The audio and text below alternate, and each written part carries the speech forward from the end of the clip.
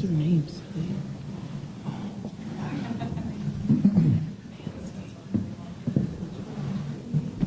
All right. Next up, we have Rockhurst and Flagler. From Rockhurst, Tracy Rietzke with a couple of his athletes, and Matt Affolder from Flagler with a couple of his athletes. So I guess to like we've been doing, if you could just kind of give us a brief recap of your season, how you feel things have gone that's brought you to this point from each head coach. Go ahead. Well, we're 31-7 right now. We're 14-4 in the conference, but ended up winning the conference. Getting second in the conference. Lewis beat us 3-2, which we kind of got tired of seeing Lewis. But we beat them in the regional finals when it really counted. So these guys have done a great job as seniors, our leaders, and we really are looking forward to the challenge of playing Flagler. Well, we're 27-3 right now, and we've done a real nice job of keeping things simple, with what we've been doing, and won the Peach Belt regular season for the second year in a row, won the Peach Belt Conference tournament for the third year in a row, and then got a chance to host for the first time in school history, in our gym, which was fantastic. It was an electric environment, and we beat a really good Anderson team in the second round, and then got Wingate in the third round, and it was great just to get a chance to play in front of our crowd, and we're in a good place.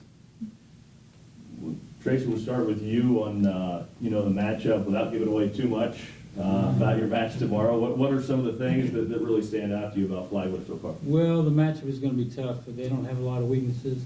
Look like they're well coached. Obviously, you got two All-Americans sitting here. They're going to be hard to contain. We're just hoping we can show up and take care of our side of the court. Matt, I'll ask you the same. I got to say the same thing. But because it's true. These guys don't make a lot of mistakes, and so I think playing really sound volleyball is at a premium. I think they've got tempo that really works well for them. Their right side's a fantastic player. Their outsides and the libero is a stud, and so there's no way you get to this point without being a big-time team, and we respect them greatly. Tracy's got 1,200 wins. I barely got 100. So we're very much eager to get a chance to battle these guys.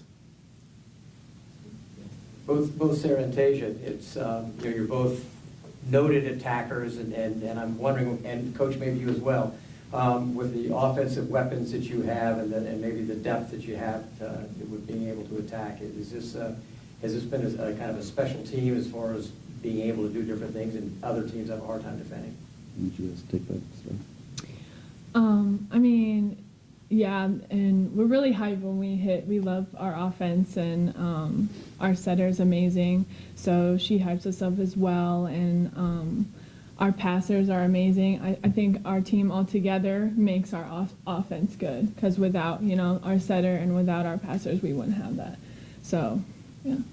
Same. Our setter, Tara, she's awesome. She's really good, a great listener. She connects with us well. I think we have great passers, like she says. We just click well, and it helps us as hitters to get some points on the board. Yeah, I was going to say, I would echo that. I think Tara's been one of the most underappreciated quarterbacks, out there across the country. She doesn't wow you because she's just not the tallest setter, in the country, but she's an unbelievable leader. She's a pit bull, and she's a great defender, and she just knows how to put the players and the attackers mainly in the right position, and knows how to manage them. Tracy, you talked about taking care of your side of the court, and I'm going to ask the players what that kind of means to you to take care of your side of the court. Is that defense first type thing? Is it something else entirely? What is it that you do when you're playing well as a group? Well, I think when we're playing well as a group, our passes there, our hits there, we're blocking, we're just flowing really well. Everyone's diving, nobody's letting balls drop without, a body following. So I think playing as a team has really kind of been like one united front has been like our main goal this whole year. We've stressed all year in practices especially that first ball contact is the most important. And if we don't get the first ball contact, then we've really stressed the better the ball aspect of the game. And I think that's been key to our success in the postseason as well. And I'd say we're just well balanced, and that's advantageous.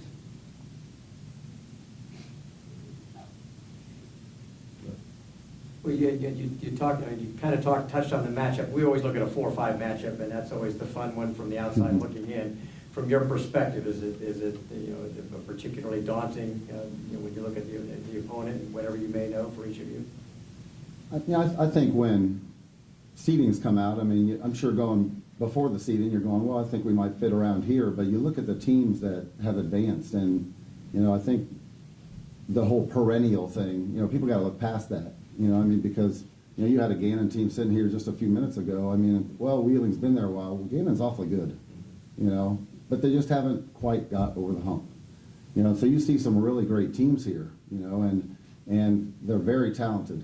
So yeah, it's a fantastic matchup, and we really look forward to playing a well-respected nationally team. This is a team that's a top 25 team every year, and that's where Flagler is looking to be all the time. We're going to have a tough game. We know that we'll have our hands full. But, as you get to conference playoffs, you get to regional playoffs, there's no bad teams. Everybody's good. There's no dogs. We say there's no cupcakes. Everybody's good. So you better lace them up tight and be ready to play. Grace and Ann, what's it meant to play for a coach with the kind of legacy that your coach has? You see these numbers, and in any sport, this is a rare thing. So what does that mean? I think for us, we just know no matter what, Coach has our back. He's had all the experience. He knows what he's talking about as much as, sometimes we get frustrated with each other. He knows what he's talking about. He's well decorated, and, it's really fun to play for a coach that, like Coach Rietzke.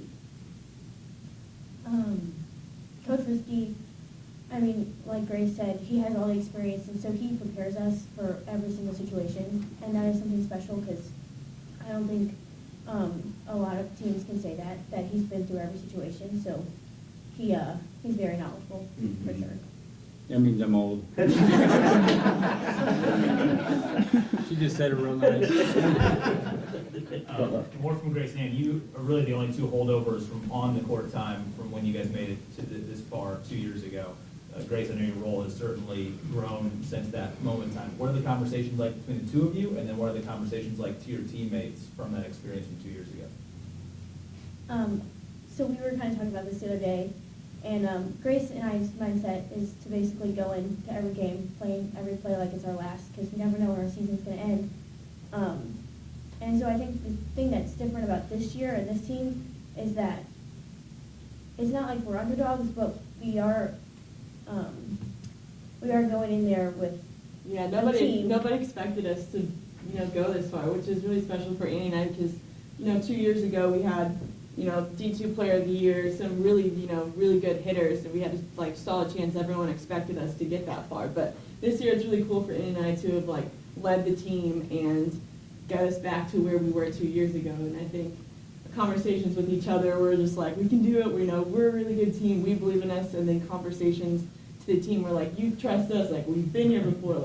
We know the competition. We can get there. Everyone just has to buy in and work hard all season, and it'll pay off. Any other questions? You guys good? All right. Good Thank luck. you so much. Good Good luck. luck tomorrow. All right. Let's